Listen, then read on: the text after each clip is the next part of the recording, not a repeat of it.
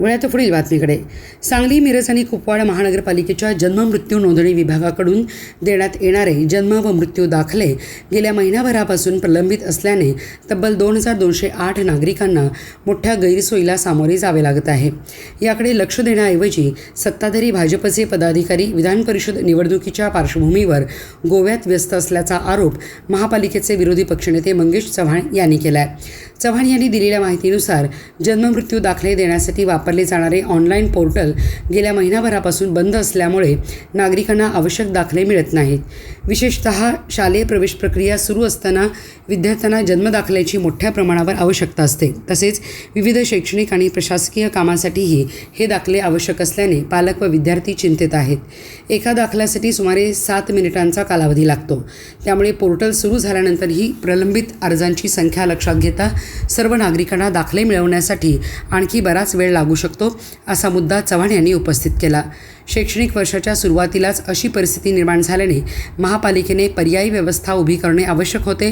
मात्र प्रशासन आणि सत्ताधारी पक्षाने याकडे दुर्लक्ष करून जनतेला वाऱ्यावर सोडल्याचा आरोप त्यांनी केला. जन्मदाखल्याअभावी एखाद्या विद्यार्थ्याचे शैक्षणिक नुकसान झाल्यास त्याची संपूर्ण जबाबदारी सत्ताधारी भाजपवर राहील, असा इशाराही चव्हाण यांनी दिला आहे. सांगली, मिरज, कुपवाड जन्म मृत्यू विभागाच्या वतीने जवळजवळ मिरज विभागामध्ये 1580 दाखले प्रलंबित आहेत आणि सांगलीमध्ये 2208 दाखले प्रलंबित आहेत. आज हे दाखले प्रलंबित असल्यामुळे आज सांगली शहरातील व मिरज शहरातील विद्यार्थ्यांना ॲडमिशनला जात असताना दाखले मागितले जातात आणि ही महापालिका हे दाखले देऊ शकत नाहीत. आणि अशी परिस्थिती असताना मुलांना एका बाजूला ॲडमिशन मिळत नाही आहे आणि दुसऱ्या बाजूला आमचे सत्ताधारी सांगली, मिरज, सातारा इलेक्शनच्या नावाखाली गेली 4 ते 5 दिवस गोवा टूरला गेले आहेत. तिथं जाऊन ते कोण बीचवर नाचाले, कोण स्विमिंग टँकमध्ये पवाले.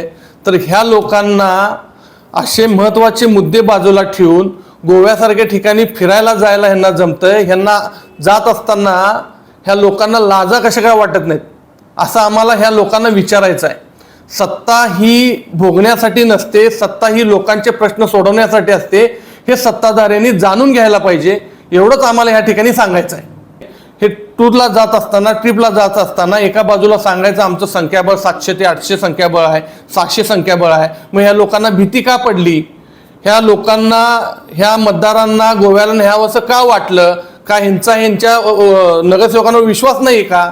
हा सगळ्यात मोठा पडलेला प्रश्न आहे.